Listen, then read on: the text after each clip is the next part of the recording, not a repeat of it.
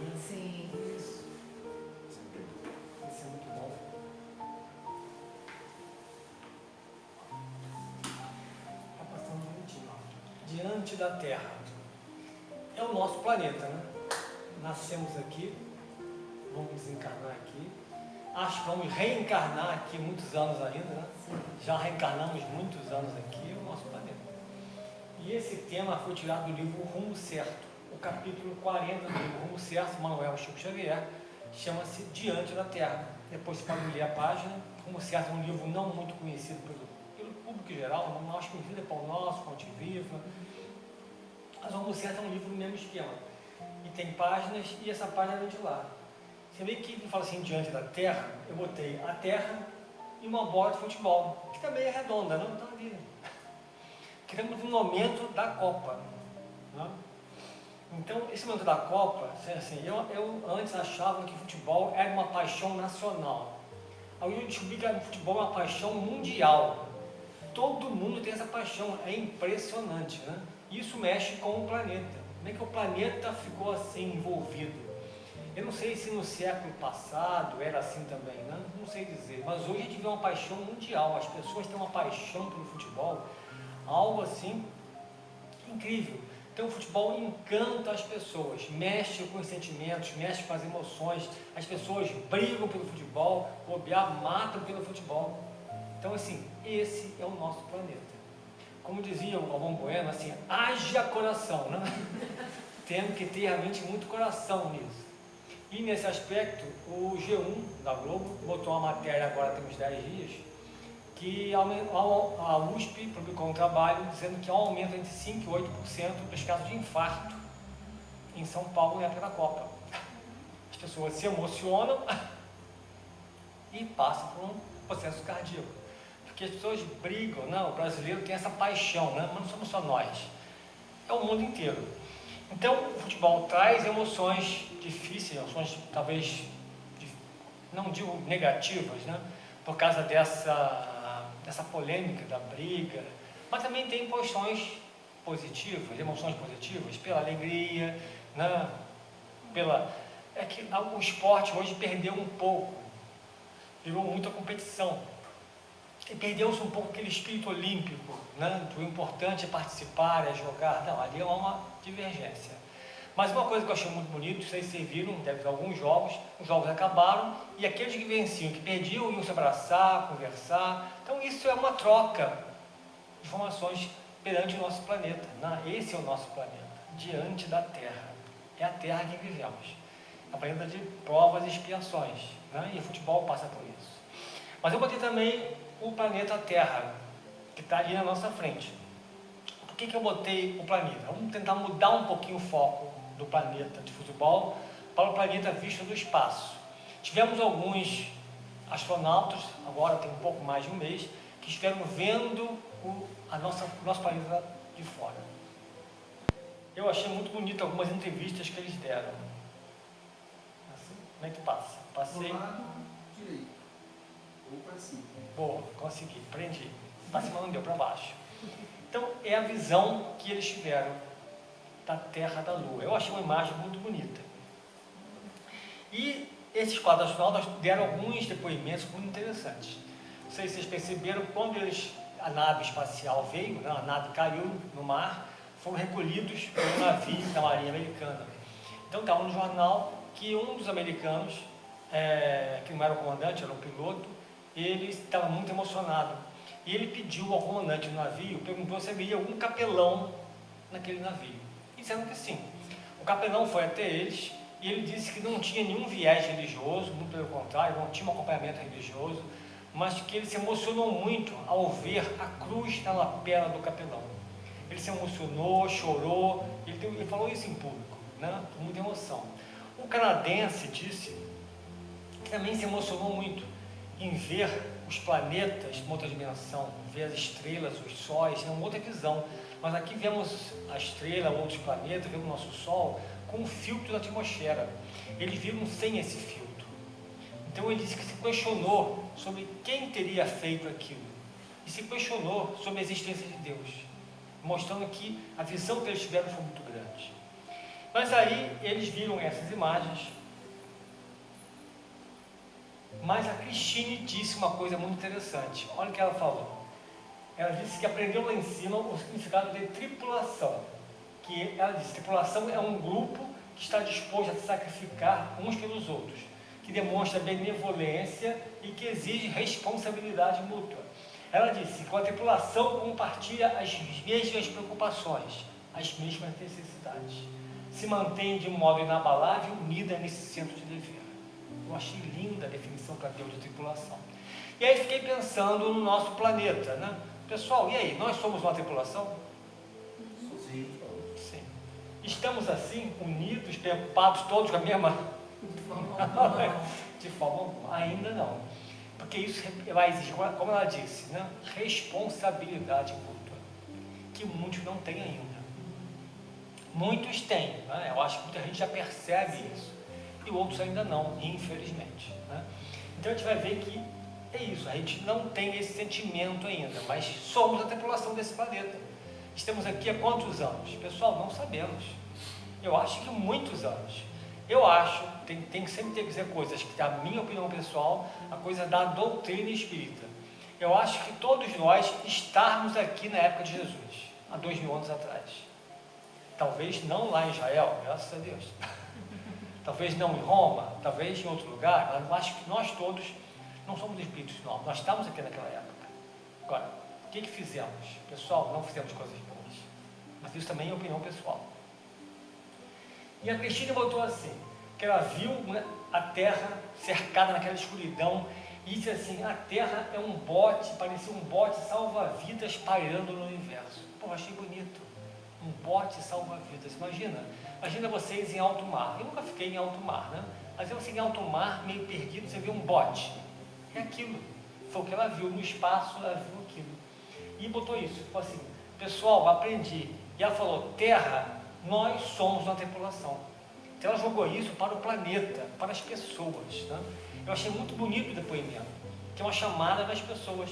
Realmente a gente vê isso em outros países, já tem esse sentimento mais forte. E nós aqui no Brasil temos uma parte, né? O jeitinho brasileiro é usado para o bem e para o mal, infelizmente. Mas, se a gente parar a pensar, perante a população imensa, talvez mais para o bem, né? Mas continuando nesse viés do planeta, eu botei assim, fiquei pensando, quantos planetas devem existir no universo? Vocês têm noção? Nós estamos na Terra, que é um planeta do nosso sistema solar. E no universo, quantos devem existir? Estão pensando? Pessoal, não sabemos a resposta. Aqui que eu fiz? Perguntei para um IA, hoje está na moda, e perguntei para o Copilot, quantos planetas devem existir no universo? A resposta interessante. Ele botou assim, que os astrônomos estimam que existem centenas de bilhões de planetas apenas na Via Láctea, não é no universo. E possivelmente trilhões em todo o universo. Até agora foram confirmados 5.500 exoplanetas. Eu botei embaixo, são planetas fora do nosso sistema solar. 5.500 só já descobertos na Via Láctea. É muita coisa. E ela disse, não, compadre, que esse número representa uma fração mínima do que realmente existe. Pessoal, é muito planeta, são muitos planetas. Ainda tem gente que olha para o céu, vê aquele monte de coisa brilhante e pensa, não deve existir mais ninguém por aí, só nós. Uma audácia, né? É uma falta de bom senso, olhar assim e dizer, putz, não vai. Como na época de Cabral, olhavam para além mar e diziam, será que existe algo além mar? Algo assim. Então hoje a gente olha para o céu e pensa nisso, será que existe? Sim. Mas essa pergunta foi, eu fiz outra pergunta para o Copilot, perguntei, como o planeta Terra foi formado? Né? Olha a resposta que ele deu. A Terra se formou há cerca de 4,5 bilhões de anos a partir de uma nuvem de gás resultante da explosão de uma supernova. Supernova é um sol gigantesco. Esse processo levou à operação de partículas pela gravidade e deram origem ao nosso planeta. Vocês gostaram da resposta? Pessoal, eu não gostei. Eu não gostei, questionei tudo, porque na realidade ele está dizendo aqui que foi coisa do acaso. Houve uma explosão, que nem sabe o que explodiu, e aquilo foi se juntando ao acaso e criou o planeta. nós que somos espíritas não podemos acreditar em acaso. Isso é básico para a gente, né? E uma teoria que hoje é a teoria aceita pela comunidade científica do Big Bang. O Big Bang é uma coisa que foi algo assim do acaso, né? Também a gente vai entender que nós espíritas não podemos aceitar isso. Não é o planeta Terra não foi feito ao acaso. Tem uma lógica. Tudo tem uma lógica. Mas eu perguntei isso para o Copilot, aí fui testar o Copilot. O que eu perguntei? Perguntei assim, qual a visão espírita da formação do planeta Terra? Melhorou a resposta, olha só. Segundo a visão espírita, a formação da Terra não foi obra do acaso, mas resultado da ação inteligente de Deus, regida por leis naturais. Sim, ele diz, o planeta surgiu da condensação do fluido cósmico universal, com o objetivo de servir como ambiente evolutivo para os espíritos imortais. Melhorou a resposta, vocês concordam? Vocês estão satisfeitos com a resposta? Eu ainda não. Aí o que eu fiz? Eu ainda não fiquei satisfeito. Aí eu perguntei assim, quem é que pode me ajudar a entender mais isso? Aí eu perguntei para Emmanuel. Eu falei, Emmanuel, como o planeta Terra foi formado? Isso está explícito A Caminho da Luz. Em A Caminho da Luz, ele diz assim, ó, rezam as tradições do mundo espiritual que existe uma comunidade de espíritos puros e eleitos pelo Senhor Supremo do Universo, por Deus, em cujas mãos se conservam as rédeas diretoras de todas as coletividades planetárias. Pessoal, pensaram que ele diz isso? Todas? Quando ele fala todas, são todas. Trilhões de planetas. Pensaram? Os trilhões? Talvez 4 trilhões de planetas. Quantas pessoas tem em cada planeta? Pessoal, é muita gente. É muita gente por aí. Mas nós diz assim, que essa comunidade de seres angélicos e perfeitos esteve na Terra até 1938 por 2 vezes, no curso dos milênios conhecidos, até 1938, quando sai o livro. A primeira, quando a Terra se desprendia da nebulosa solar, né? A Terra saiu do Sol e foi colocada aqui. Ele diz, a fim de que se lançasse no tempo e no espaço as balizas do sistema cosmogônico, assim, os pródromos da vida. E a segunda, quando se decidia a vinda de Jesus ao planeta.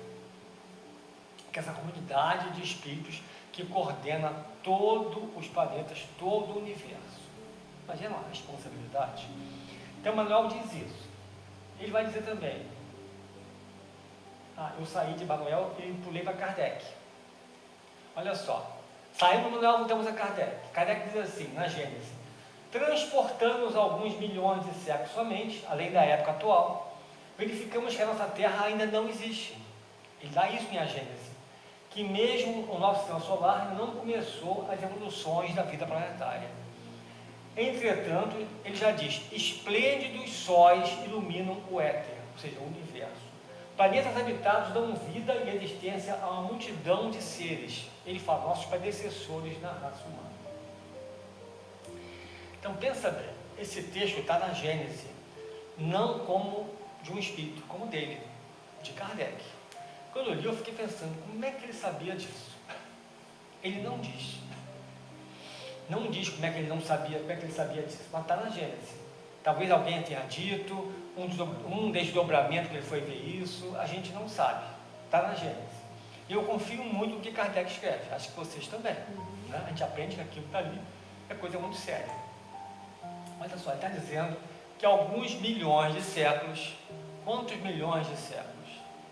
Talvez uns 45 milhões de séculos, daria 4,5 bilhões de anos. Na realidade, esse número 4,5 bilhões, eu ouço muito no meio espírita, mas eu procurei nos livros e não achei. Procurei em Evolução dos Mundos, procurei em Caminho da Luz, esse tempo não achei na literatura espírita. Quando foi criado o planeta? Não se diz. O meio científico fala entre 4 e 5 bilhões de anos. Eu acho que deve ser mais ou menos isso. Mas ele bota assim, transportando alguns bilhões, ele fala que a Terra não existia ainda. Ele fala, mesmo o nosso sistema solar não começou as evoluções da vida planetária. Isso quer dizer que Júpiter, Saturno, Marte também não existiam. É assim que eu entendi. Não sei se vocês concordam comigo. Isso quer dizer o quê?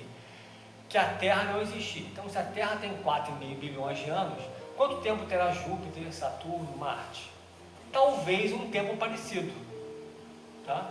Na realidade, tempo parecido, assim, botar assim, para quem está falando em 4,5 bilhões, 100 milhões a mais, 100 milhões a menos, não faz muita diferença. Não sei se vocês concordam, ó. 100 milhões a mais, 100 a menos, não faz diferença. Então, vendo a diferença dos planetas seja essa. Chutaria uns 100 milhões para um e para outro, de anos, para 4,5 bilhões. E aí eu fiquei pensando, por que a Terra é um dos planetas mais atrasados do Sistema Solar? A gente vê na revista Espírita, os Espíritos dizendo da evolução de Júpiter. Júpiter é muito falado. Da evolução de espíritos que vêm até aqui. Tem relatos de Saturno. Marte tem uma polêmica, mas são planetas mais evolução do que a gente. Por quê? Por que a Terra é tão atrasada? Pessoal, a resposta é por nossa causa. Nós somos os culpados. Nós estamos aqui com carinha de santo. Ó. Não, ano passado nós éramos difíceis. Fizemos muita bobagem. E aí estamos aqui hoje, até hoje, lutando. Né? Lutando contra nossas dificuldades, que são muitas dificuldades. Mas a gente vai ver que essa é a evolução. Mas estamos no planeta Terra. Esse é o planeta, o nosso planeta. Voltando a Emmanuel, ele bota assim em A Caminho da Luz: que força sobre-humana poderia manter o equilíbrio da Terra nesse ponto, conferindo um conjunto de leis matemáticas onde tudo ia acontecer, todos os fenômenos inteligentes e harmônicos por milênios e milênios. A Terra tinha que estar aqui. Manuel bota que a Terra distancia do Sol 149.600.000 quilômetros. Pessoal, eu fui ver na literatura, está certíssimo. O meio científico hoje dá esses mesmos números que ele deu em 1938. Impressionante, né? Ele bota que a Terra tem uma velocidade diária de 2.500.000 quilômetros por dia, que a gente não sente a Terra rodando, a Terra está rodando e rápida. Então vamos parar a pensar, o planeta tem que estar nessa posição. Por exemplo, vocês já foram a Teresópolis, Friburgo, mudou um tiquinho de nada, bem mais frio. Eu tive uma amiga que mora em Teresópolis essa semana, que ela me disse que a semana estava menos frio, na outra estava com 7 graus. Aí a gente pensa, por 7 graus, de manhã, depois vai esquentando. Se subimos um pouquinho, estamos falando em 7 graus. Imagina se a Terra estivesse, em vez de estar nesse ponto, um tiquinho para lá, mudava tudo. Ou seja, a Terra tinha que estar aqui, foi milimetricamente calculada. Qualquer mudança mudaria tudo. Então, Manuel vem dizendo, que força sobre-humana poderia fazer isso? Ele fala que a Terra é um laboratório de matérias ignescentes. Isso aqui era um forno, uma fornalha, 2.000 graus de calor. 2.000 graus, nada sobrevive, nada. Né? É como se a matéria tivesse colocada num forno incandescente. E ele diz que aos poucos o planeta foi mudando. Está isso no livro. Ele bota descargas elétricas em proporções jamais vistas na humanidade. Imaginem só o que não era. Ele não fala das tempestades, imagina. Ele vai dizendo, variações atmosféricas são amplo repositório de energias elétricas de vapores, que trabalham as substâncias torturadas no planeta. Mas ele fala que o frio dos espaços atua sobre aquilo e vai resfriando, vai condensando o planeta, vai solidificando o planeta. E aos poucos vão sendo criados aquilo que não foi o acaso. Aí depois ele comenta, é o primeiro descanso das tumultuosas comoções geológicas do planeta. Aos poucos vão se acalmando. A atmosfera está carregada de vapores aquosos e as tempestades varrem em todas as direções. Você imagina as tempestades, as ondas gigantes que vão acontecer. Né? Já tinha mar nessa época. As paisagens vão se aclarando, a luz solar vai se fixando, e ele bota nesse novo teatro de evolução e vida. Sim, a vida estava começando. E aí ele fala que as mãos de Jesus haviam descansado após um longo período de confusão de elementos físicos do planeta. Então ele está afirmando que Jesus participou ativamente da criação do planeta. Talvez, lógico, não sozinho, né? Com muitos apoiadores, muitos espíritos que o ajudaram, lógico. Né? Como a gente vê isso nas casas espíritas, a gente vê isso em tudo. Então Jesus tinha um apoio imenso, mas ele estava na coordenação do trabalho. Isso há 4,5 bilhões de anos, tá? Onde nós não existimos. Nós não temos isso tudo de vida. André Luiz, Evolução dos Mundos, comenta que um espírito leva da fase inicial do princípio inteligente, né, o início da fase luminal, em torno de 1,5 bilhão de anos. Então nós não temos 4,5 bilhões de anos, temos bem menos. Então nessa época, quando Jesus já era Jesus, já participava dessa comunidade de espíritos puros, nós não existimos. Olha só as coisas, né? E o planeta também não. Mas esse é o título do estudo, Diante da Terra. Lembra que eu falei que era do livro Rumo Certo? Repare que eu mudei até o visual do slide, é para mudar mesmo. Falamos um pouquinho sobre a Terra, que é o nosso planeta, né? Estamos diante dela, as coisas acontecem, mas isso é uma página de Manuel muito interessante. Manuel bota assim, ele começa a página assim, ó. Teríamos sido, porventura, situados na gleba do mundo para fugir do colaborar no progresso do mundo, quando o mundo nos provê com todas as possibilidades necessárias ao progresso de nós mesmos? Então, Manuel começou com uma pergunta, que não é comum de começar uma página com uma pergunta. Mas a gente parar a pensar, é uma pergunta que é uma resposta. Não é uma pergunta. Ele está dizendo que o planeta nos dá todas as possibilidades de progresso. O planeta nos dá. Nós estamos recebendo isso. Mas fugimos de colaborar nesse progresso. Fugimos do passado e às vezes fugimos hoje ainda em dia, né? A gente ainda vê hoje as dificuldades que existem no movimento espírita, no movimento religioso como um todo, não é só no espiritismo. Porque aí entra a vaidade das pessoas, né? Nós temos nossas dificuldades pessoais. Quem fomos nós no passado? Pessoas com dificuldades. Já trilhamos por várias religiões, por várias emoções das nossas vidas, falhamos. Se fôssemos espíritos melhores, não estávamos aqui. Tem uma entrevista do Chico, há muitos anos atrás, que o Chico ainda era mais novo, lá em Pedro Leopoldo, e muitas pessoas perguntavam para ele: Chico, eu soube que eu fui conde, fui barão, fui não sei o que, todo mundo era alguma coisa chique importante, né? Alguém perguntou ao Chico: Chico, você sempre diz que foram mesmo? Eles foram mesmo condes, barões? E o Chico falou assim: meu filho, eles foram mesmo. Porque as pessoas mais pobres, mais humildes, evoluíram, não estão mais no planeta. E aqueles pela vaidade que se prendem ainda estão aqui até hoje. Somos nós, não é isso? Nós somos os espíritos difíceis. Mas, eu botei assim: o que estamos fazendo para o nosso progresso pessoal e coletivo? Estamos diante do nosso planeta. O que estamos fazendo para o progresso nosso, que isso é muito importante, né? Nós evoluirmos como espíritos imortais. E o que estamos fazendo para ajudar as pessoas ao nosso redor? Quando eu pensei nisso, eu fiquei pensando: o que eu estou fazendo? Aí eu fui pesquisar no Livro dos Espíritos, me veio uma pergunta à mente. A pergunta 132. Qual o objetivo da encarnação dos espíritos? Por que estamos aqui? E eles respondem: Deus lhes impõe a encarnação com o fim de fazê-los chegar à perfeição. Para uns é expiação, para outros é missão. Mas eles falam: para alcançar essa perfeição, tem que sofrer todas as vicissitudes da existência da vida. Nisso é que está a expiação. E ele bota a observação embaixo, que a ação dos seres corpóreos, a ação humana, é necessária à margem do progresso. Sim, fundamental. Deus, na sua sabedoria, quis que nessa mesma ação eles encontrassem um meio de progredir e de se aproximar dele. Olha só, então quer dizer que nós, ao ajudarmos as pessoas, fazemos algo para o nosso progresso individual coletivo, estamos nos aproximando de Deus. Como é feito isso, a gente vai entender aos poucos, né? Não vai ser uma encarnação, né? O que é Deus? Não tem uma resposta decorada, mas a gente não sabe o que é Deus. Como é que funciona isso? Um Deus que coordena todo o universo, como é que é isso? E muitos têm a ideia de Deus como uma pessoa, né? Como várias religiões não creem que Jesus é Deus. Ele sabe hoje que não é.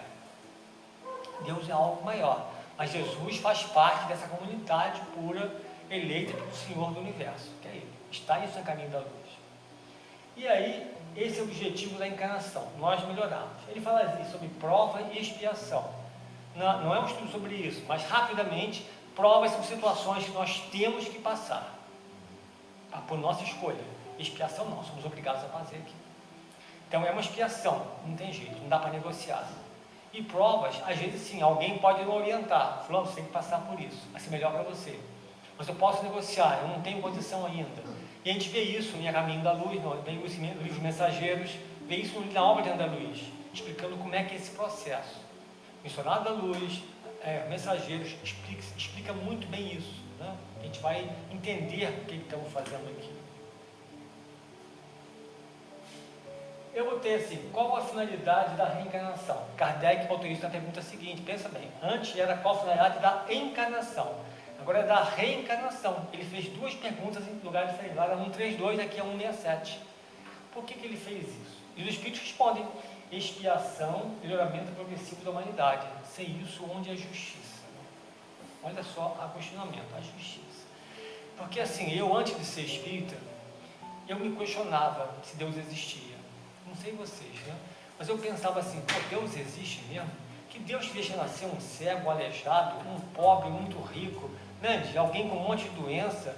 Eu me questionava e pensava, será que Deus existe mesmo? Se existe, por que isso? Eu ficava me questionando. Aí eu entrei no Espiritismo, né? Aprendi um monte de coisa, e aí eu passei a entender a vida. Sem o Espiritismo, a gente não entende a vida. Sem reencarnação, a justiça de Deus não tem lógica. Não tem lógica. A gente vai aprendendo isso. Eu botei embaixo que a encarnação é um processo pedagógico e evolutivo. Lógico, a vida material é transitória, mas é essencial para a nossa evolução espiritual. Cada etapa na Terra é uma oportunidade de crescimento. Sim, pessoal, cada etapa é uma chance de crescimento. E aqui a gente tem que aproveitar bem as etapas. Quando eu estava lendo isso, eu me lembrei do livro Nosso Lar. Eu adoro Nosso Lar. Quanto mais eu leio Nosso Lar, mais eu vejo coisas que eu passei e não vi. Não sei se vocês é assim, né? A gente tem que ler e vai reler como tem coisa. E um personagem que eu gosto muito do Nosso Lar é Dona Laura. Lembra da Dona Laura? Mãe de Lísias, Judite, Holanda.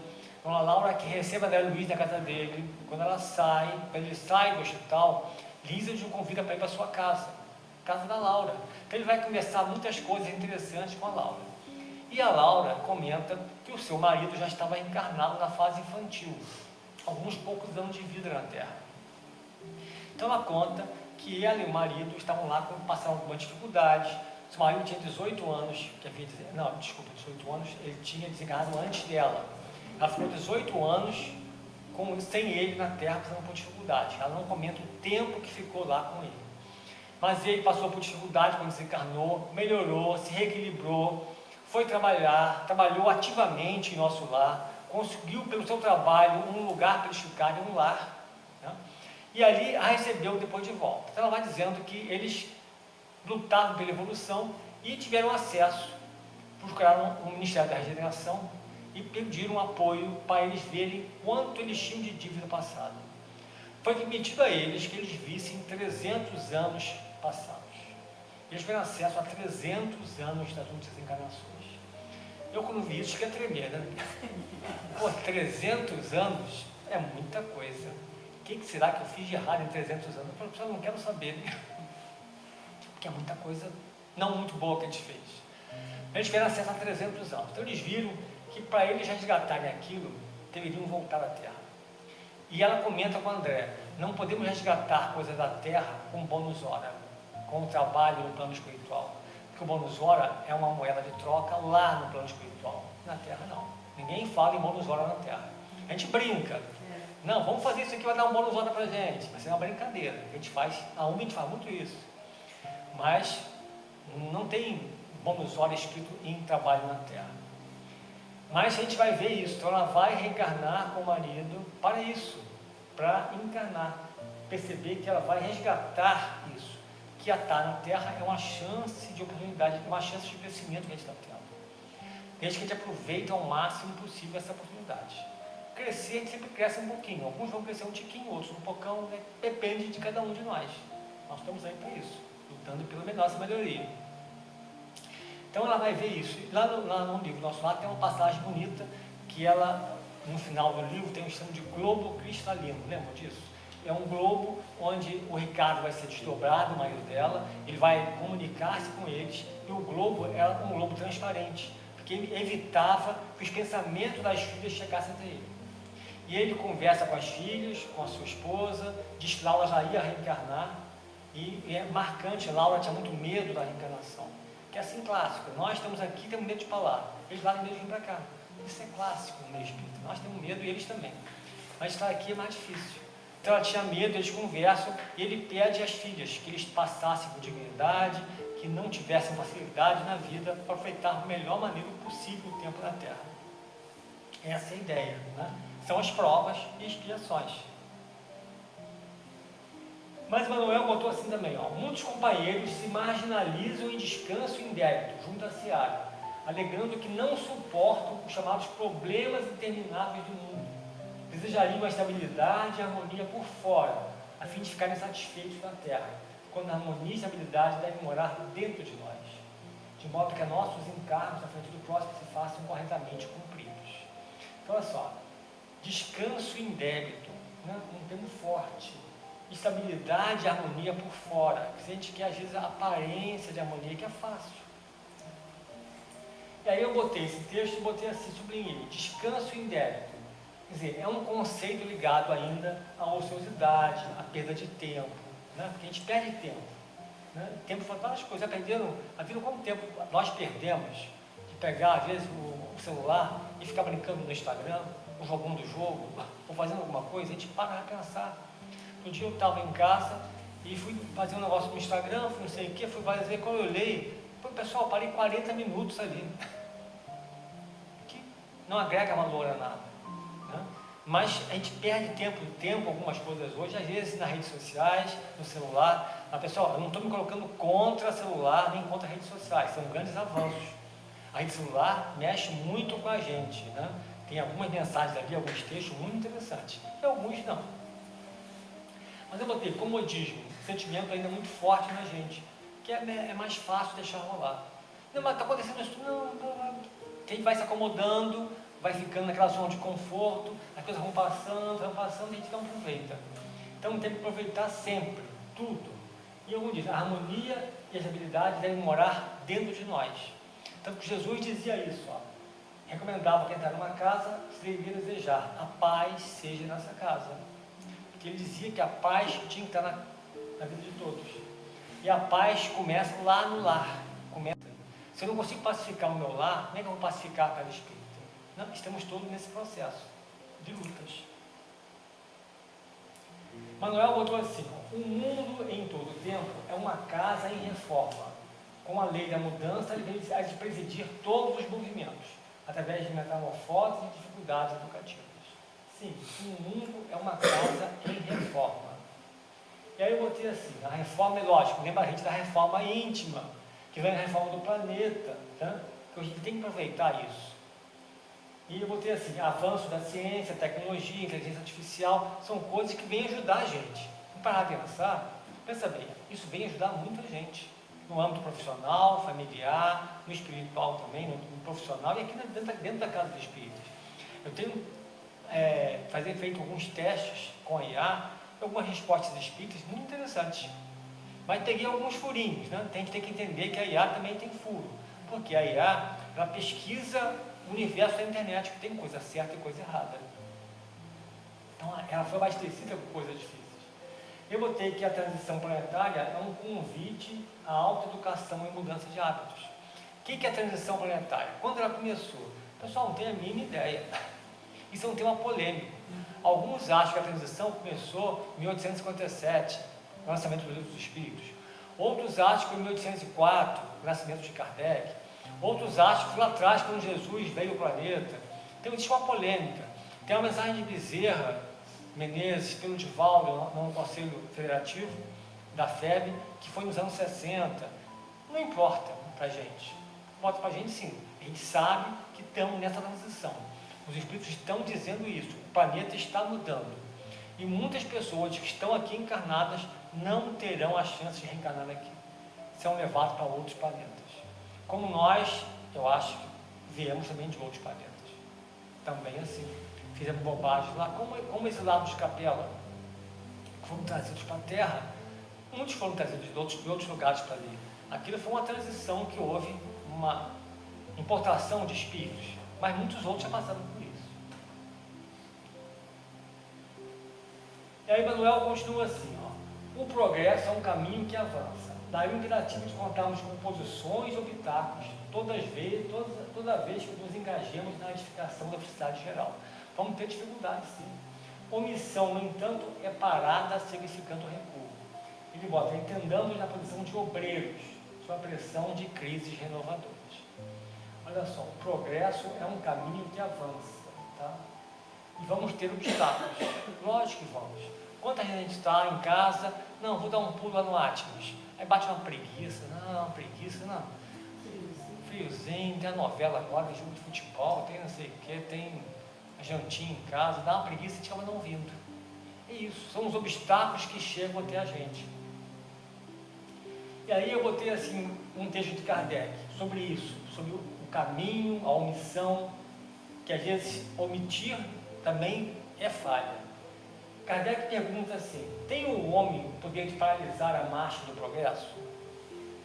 Ele bota, não, mas tem às vezes de embaraçá-la, ou seja, de dificultar a marcha do progresso. Ele pergunta assim, que se deve pensar dos que tentam deter a marcha do progresso e fazer que a humanidade retrograde, piore? Eles botam assim, pobres seres que Deus castigará, serão levados de um roldão pela torrente que procuram deter. Ou seja, infelizmente a gente sabe disso, que nós ao desencarnarmos continuamos como somos. Se temos um planeta difícil, essas pessoas difíceis vão desencarnar e continuar como são. Não é que desencarnaram que viraram santos, não. Então a gente tem um plano espiritual muito ruim ao nosso redor, o que não acontece em outros planetas. Júpiter não tem isso. E essa visão de espíritos que desencarnam em posição difícil, porque Júpiter tem uma evolução moral muito maior. Né? Lá a vida é diferente daqui. Não existe esse mundo espiritual inferior como tem aqui. Lá não tem umbral. Isso está na revista espírita. Pela evolução das pessoas. O umbral é a criação nossa. E aí, quando eu pensei nisso, assim, tem o poder de paralisar a marcha do progresso, eu fiquei pensando, quem é que eu me lembro assim, que teve o poder de paralisar e que dificultou, atrapalhou um pouquinho? Me veio à mente um personagem que eu adoro muito, que chama-se Napoleão Bonaparte. Não sei se vocês gostam de Napoleão, mas eu admiro muito Napoleão. Manuel conta que Napoleão foi o primeiro imperador de Roma, Júlio César. O primeiro César de Roma foi ele. Também é relatado que ele foi Alexandre o Grande. Reparem só, pessoas que têm uma coisa difícil, né? um treinamento de campeão. E Napoleão Bonaparte. Napoleão Bonaparte, ele dizia, quando estava encarnado, que ele se via como Carlos Magno. Não tem relato espírita dizendo que a reencarnação dele como Carlos Magno. Tem relato na história dele dizendo que se via como Carlos Magno, o que mostra que ele tinha uma visão, que ele acreditava um pouco em outras vidas. Mesmo assim, se deixou levar. Mas Napoleão Bonaparte é uma figura interessante. Se vocês pegarem a primeira edição do Livro dos Espíritos, a primeira edição tinha 501 perguntas. A primeira edição de 500 perguntas, na última pergunta, Kardec agradece e menciona alguns espíritos que participavam da codificação. E veio lá, Sócrates, fulano, Napoleão I. Quem era Napoleão I?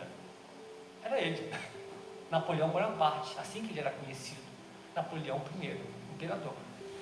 Então ele participou da organização da primeira edição do Livro dos Espíritos.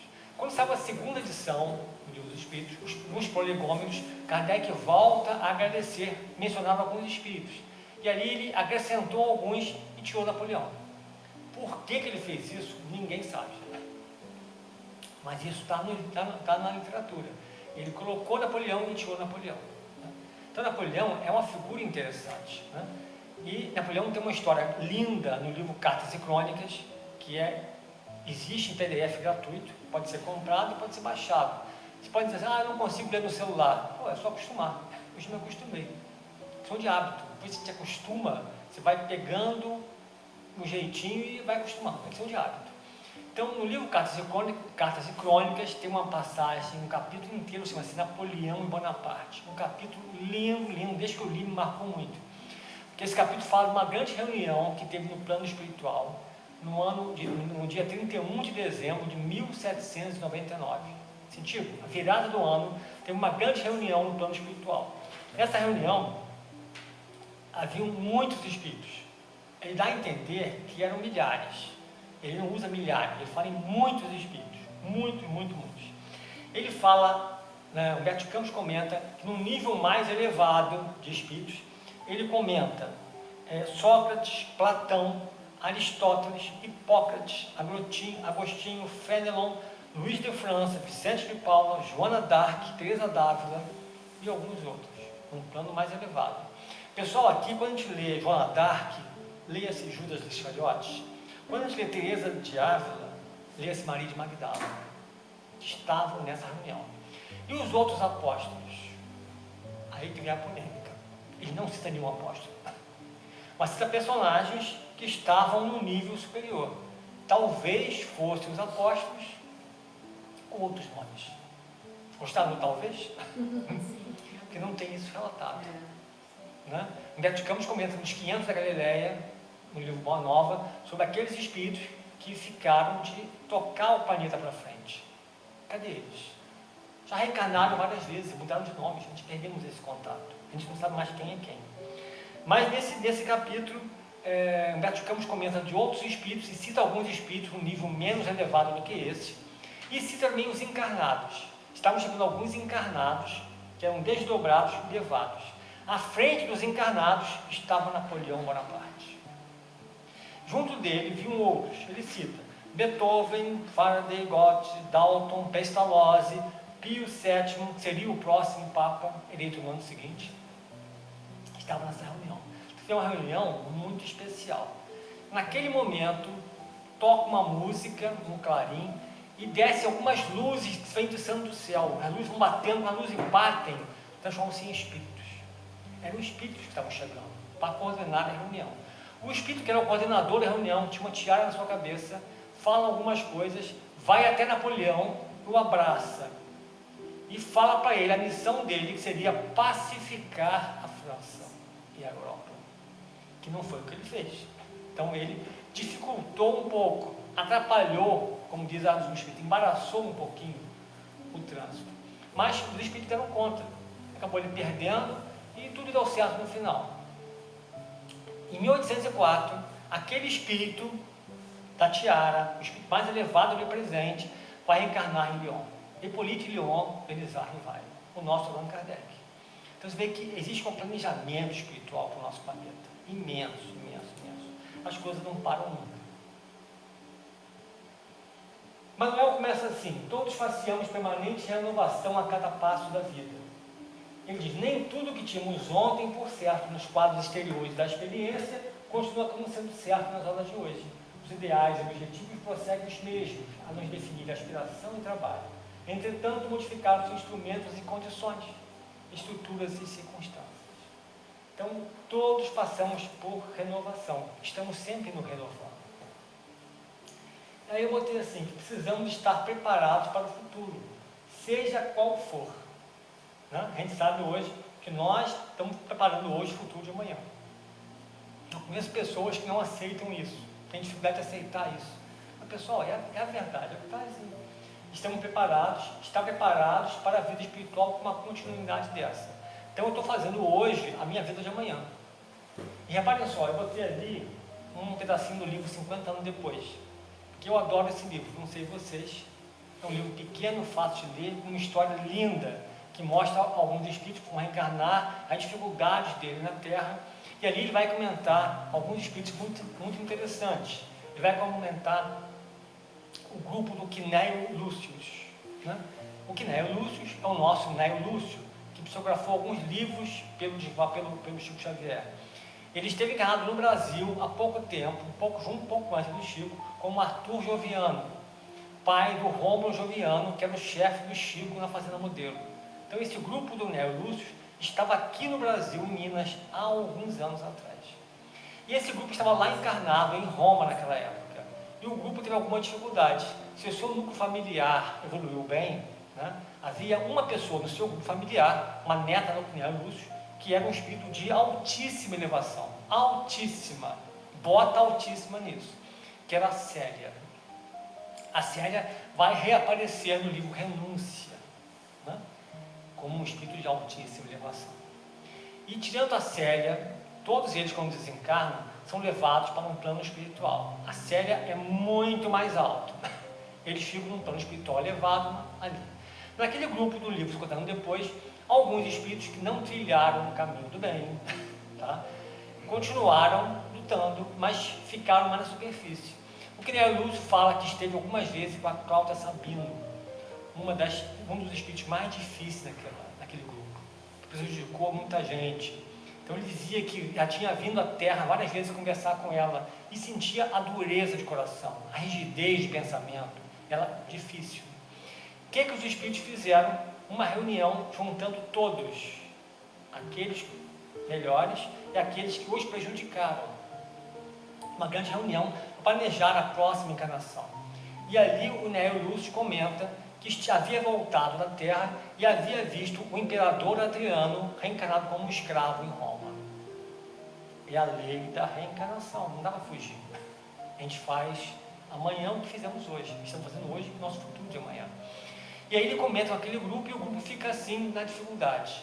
E aí o Cornélio Lúcio chega para o grupo, quando todos ali, a Cláudia assim, meio com dificuldade, ele chega para a Cláudia e fala assim: você será minha filha, vai nascer no meu lar, vai receber o meu carinho e o meu amor.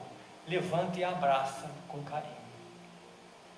Com isso, outros também vão abraçando aqueles que os prejudicaram, vão se planejando, e aí Emmanuel comenta que eles não estavam se sentindo, estavam fazendo isso, mas não estavam com aquela sensação realmente do perdão. Quando vem uma luz do alto que envolve a todos, essa luz foi da Célia. A Célia, no plano mais alto, emite uma onda que aquilo envolve a todos. E depois que a Célia nos envolve, eles falam que sumiu dentro deles aquela sensação. Eles realmente passam a perdoar e entender melhor, pela evolução da Célia, que é algo fantástico. Seguindo o livro, ele fala que a Terra nos pede cooperação no levantamento do bem de todos. E a ordem não é deserção, e sim adaptação. Precisamos nos adaptar ao planeta, nos doarmos mais, ajudarmos mais. Em suma, estamos chamados à vivência do mundo a fim de compreendermos e melhorarmos a vida em nós e em torno de nós, servindo no mundo. Isso. Nós temos que servir mais, ajudar mais. Esse é o foco, sem perder o passo dos nossos contemporâneos.